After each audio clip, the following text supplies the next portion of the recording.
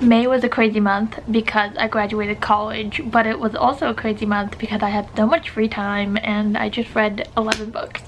Hi guys, welcome back to my channel. Long time no see. If you're watching this and you're like, holy crap, where the heck has she been? Don't worry, because I'm making a video on that. But I just want to talk about books. I freaking love books, and I think I'm going to make videos like this and post them every week because I have a ton of free time and I love reading. It's a hobby of mine. If you're new here, my name is Shreya and I would love it if you would subscribe.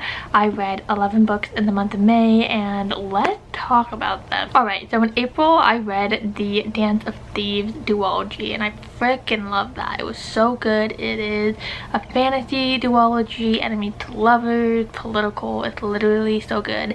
I rated it 5 stars. And basically it took me the entire rest of the month of April and the whole month of May to find another 5-star read. So there's only one 5-star read in this mix. It'll be at the very end.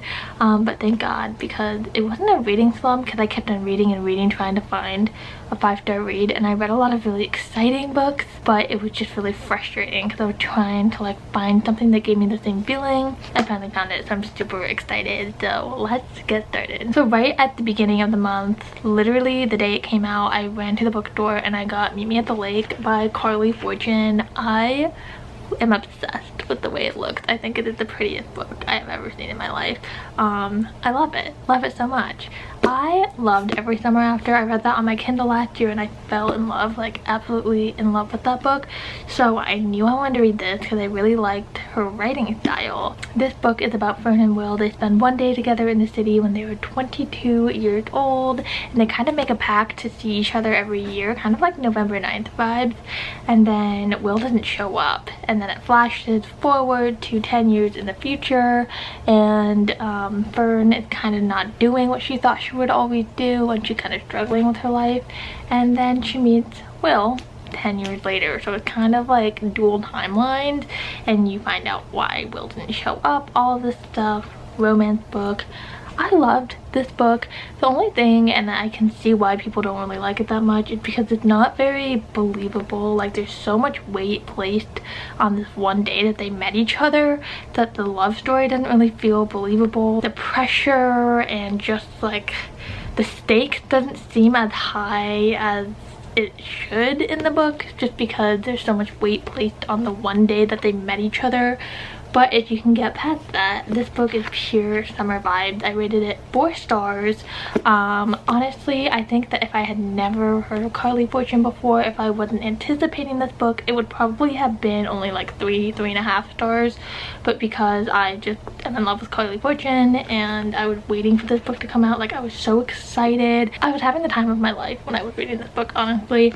I think that experience led to me rating it 4 stars, but it should have been 5 stars. Like, I feel like I really wanted it to be a 5-star read, but it just wasn't. I still recommend it. Looking for some summer reading, something a little bit more serious. It's not like a cute little rom-com. There's like some depth there, but it wasn't like my favorite book, unfortunately. Next up, we have a short little book that I actually bought 2 years ago and I only read it this month, and it is called Pizza Girl. It's by John Fraser. It's just under 200 pages, so it literally took me a morning to read this book. This is about a 18-year-old pregnant pizza delivery woman, and she's just kind of going through the motions of life. She's like, what the heck, like how did I end up here? And she becomes obsessed with a mom named Jenny who orders a really weird order of pizza from her every single week, and she just kind of becomes obsessed with her, and that's basically just what it's about. It's super short. I rated this 3 stars because it was really enjoyable. I had a great morning reading this, but that was it. Like, I just read it in the morning and I kind of forgot about it. I haven't thought about it since. It was enjoyable. Like, the jokes were pretty good. It's a pretty funny book, but I'm probably like going to give this book away. Like, I can never see myself reading this one again. I wouldn't really recommend it. It was just kind of there. Like, it was funny. This book really intrigued me, especially at the end. Like, something happens, kind of like a plot twist. That was good, but I wouldn't go out of my way to get this. Now, a book that I certainly would not recommend is The Ninth House by Leah Bardugo, which is so interesting to me because I read the Six of Crows duology earlier in the year and I loved it. I think I gave that one like 4.5 stars. And so I've actually had this on my shelf for a long time, and I just finally decided to read it because I loved Six of Crows so much. I was so disappointed. I almost DNF'd this book so many times. Like, so many times I almost DNF'd it, but DNFing books really like bothers me. I hate doing it, so I decided to just get through it, and it was so painful. So let's back up. Let's talk about what it is about. So this is about someone named Alex. She is a member of Yale's freshman class, but like, she shouldn't go to Yale. Her grades are not good. Like, she just like someone that should not go to Yale, but she gets invited to go to Yale, and she's like, what the heck? And she goes, and it's basically about a secret magical society. And this book is dual timelines, and also kind of dual POVs, so you get to see like what happened when she was first coming to Yale and then where she's at now. And this is part of a series, so I know the second book just came out in January, I think. I will not be reading that. If you like the Netflix show The Order, that's kind of the same sort of vibe it gives off. I love The Order, the TV show, so there were some parts of this book where it kind of really reminded me of that, and I was so intrigued and I had to know what was going on. But the rest of it was just so, like, the writing was just not as good in this book. I feel like nothing happened most of the time. When there were parts of the book where things were happening and the pace was picking up, like, that was exciting. And like the end was a little exciting because it set up the second book, but just not enough.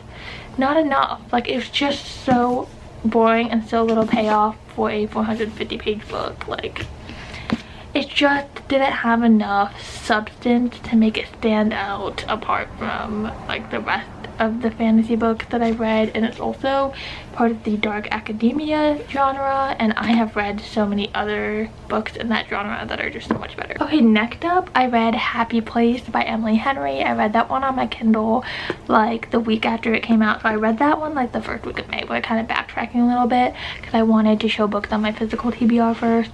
And I was a little disappointed. I have read every single Emily Henry book, not really by choice. She is my best friend's favorite author, so my best friend always makes me read her books, and so it's just kind of a thing where I'm like, I have to read every single one of her books. I have to say, like, the plot of this book looked like something that I would really enjoy. It's about Harriet and Wynne, and basically they were a couple and then they split up, but they're trying to do kind of like a fake dating scenario so that their friends don't know that they broke up when they go on a vacation to a lake house. So it is dual timelines where you see like them and their friends and them like faking their relationship now, and then you see like them and what led to them breaking up in the first place.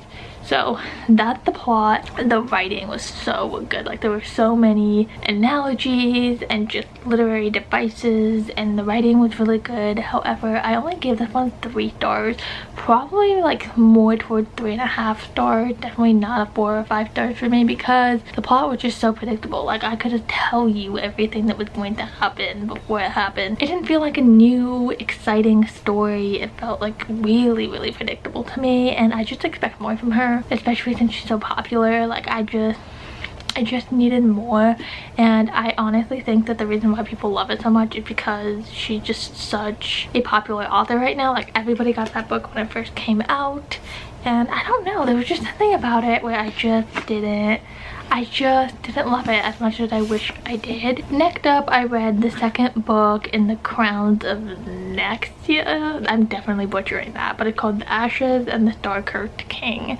It's by Carissa Broadbent, and if you are on Book Talk, you might see it as being a book that's similar to ACOTAR, Throne of Glass, like those types of vibes. I gave it a 4 stars. Very good. I gave the first one in the series 4 stars as well. It is 665 pages, so pretty long. If you don't know what this is about, it's basically the Hunger Games, except they're all vampires, and the main character is a female human. Like, she's human living in this world of vampires.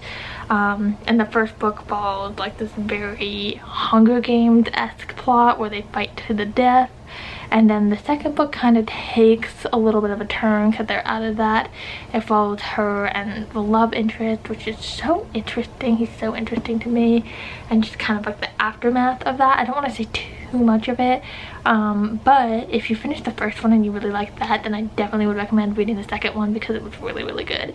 So good. I enjoyed every single second. It's an ongoing series, but this is the last book that followed the two of them. Apparently the rest of the books in the series follow somebody else, like other characters, and we don't know who yet, so I'm very excited to see that.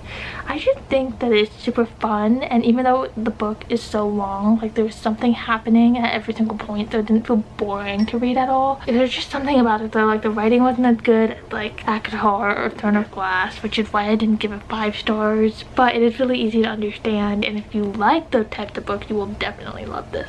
So loved it. Solid 4 stars, and also I can see myself rereading this at some point. Okay, next up I read a thriller. I read Rock, Paper, Scissors by Alice Feeney, and I really enjoyed it. I read it in one day. It's just such a good thriller. Like the chapters are only a couple of pages. It's really, really fast-paced. Like it was just perfect, and there was a huge plot twist at the end, which I did not see coming at all. So really recommend this. I gave it 4 stars. This book follows a couple, and they're kind of failing. They're in a failed relationship and they're trying to save their relationship. So the wife won a vacation at this place that's like really secluded, and so they go and they stay, and just like weird things happen, and this book is dual timeline, kind of dual timeline. So in the one timeline you get their relationship in the present and all the weird things that are happening at this house that they're staying at, and in the past you get kind of the backstory of their relationship and why it's failing, except it's super creepy and like super fast-paced and like a thriller, and you like find out like what happens in the end, and it's just really thriller horror movie-esque vibes, and I loved it, and I totally recommend it if you want something super fast-paced. It's even more fast-paced and easier to understand than The Silent Patient, so I love that. I'm like not a super fan of thrillers. I have to be in the mood, but that's a really, really good one. Okay, next I read another disappointing book, Before the Coffee Gets Cold, and I was so excited. I've been seeing this book all over TikTok. It's all over like Barnes and Nobles and stuff, so I was like, you know what, I'm gonna get it. It's a super short book. It's a bunch of short stories.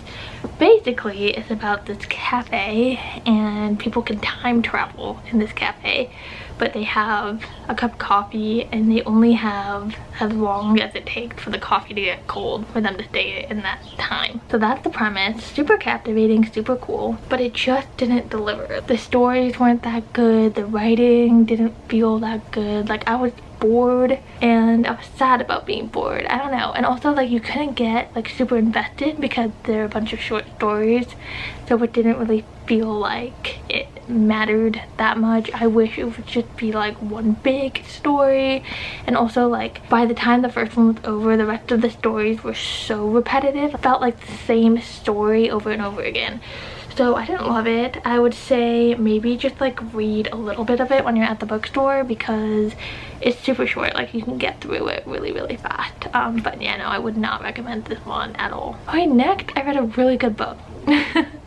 I read My Dark Vanessa by Kate Elizabeth Russell. This one is on Kindle Unlimited, and I was super excited to read it. I really didn't know much about what it was about. It's definitely a lot more serious than I thought from the cover. I just kind of saw the cover and was like, okay, I'll read it. It is about 15-year-old Vanessa, and she gets into an inappropriate relationship with her teacher, and it's basically just about that. So a dual timeline. In the first timeline you have her back when she was 15 and the way that that relationship started and everything like that, and then the second timeline is her like in the future when this teacher is kind of getting exposed for everything, and so she's like reliving all of the trauma again.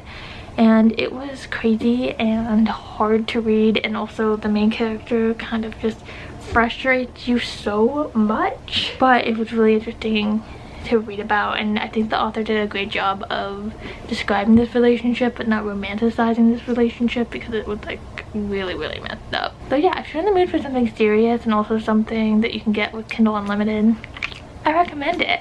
I think I would go back and buy a physical copy just so I could annotate it because there were a lot of good things in there that I feel like I could annotate. Really not for everybody, but I just get in the mood where I'm like, I need to read something serious, and that was good. Okay, next up, I was really in the mood for a Coho book. I was like, I've read really serious things, I just need to read a Colleen Hoover book. Like, I'm just in the mood. So I have read like almost all of them, but Regretting You was on Kindle Unlimited. I was like, you know what, I'll just give it a shot. I read it in one day and it was like a solid 3-star read. I wouldn't really recommend it, but I wanted to get through Coho's backlist, and that was just a book that I hadn't read before. So this book is about Morgan and her daughter Clara. Morgan's husband dies, and then there's kind of like a plot twist thing that happens, and it's just about like the aftermath of that.